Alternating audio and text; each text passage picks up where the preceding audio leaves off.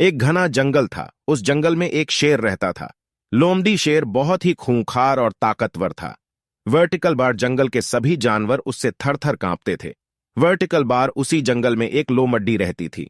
लोमड्डी बहुत चालक थी। वर्टिकल बार एक बार लोमड्डी जंगल में अपना शिकार तलाश रही थी कि अचानक ही शेर उसके सामने आ गया और उसने लोमड्डी पर हमला कर उसे दबोच लिया। वर्टिकल बार लोमड्डी ने जैसे तैसे अपने आप को संभाला और शेर से बोली, शेर भाई, मुझे इस जंगल में भगवान ने भेजा है और अगर तुमने मुझे मारा तो वो तुम्हें इसकी सजा भी देंगे। लोमड्डी की बात सुनकर शेर कुछ असमंजस में पड़ी डेचा गया और लोमड्डी से बोला, मैं तुम्हारी बातों पर कैसे विश्वास कर लूं और भला तुम्हें भगवान ने यहां क्यों भेजा है? लोमड्डी बोली, यह जंगल बहुत बड़ा है और इस जंगल में आपका राज है। वर्टिकल बार, आप इस जंगल का संचालन अच्छी तरह से कर सकें, इस कारण आपकी सहायता के लिए भगवान ने मुझे भेजा है। शेर बोला, हो सकता है तुम अपनी जान बचाने के लिए झूठ बोल रही हो।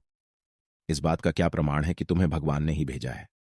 लोमड्डी बोली, मैं एक लोमड्डी हूं और जंगल के अधिकांश जानवर लोमड्डी से नहीं डरते, किंतु मुझे देखकर जंगल का बड्डे से बड्ढा जानवर भी भाग जाता है।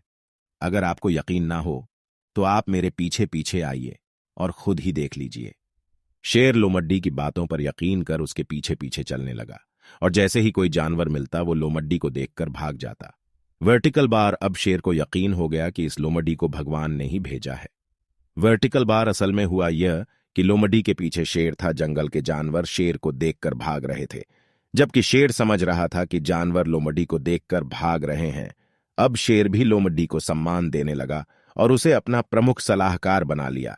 वर्टिकल बार लोमड्डी को अब भोजन के लिए भटकना भी नहीं पड़ता था, क्योंकि शेर लोमड्डी को भगवान द्वारा भेजा गया प्राणी समझकर जो शिकार करता था उसी में से कुछ हिस्सा भी दे देता था। वर्टिकल बार इस प्रकार लोमड्डी अपनी चालाकी से न सिर्फ अपनी जान बचाई, अपितु शेर की सलाहकार बनकर आनंदपूर्वक जीवन यापन करने लगी। शिक्षा। चालक लोमड्डी और शेर की कहानी से हमें शिक्षा मिलती है कि बुद्धि का प्रयोग कर बड्ढी से बड्ढी मुसीबत से बचकर उससे भी लाभ प्राप्त किया जा सकता है। Vertical bar.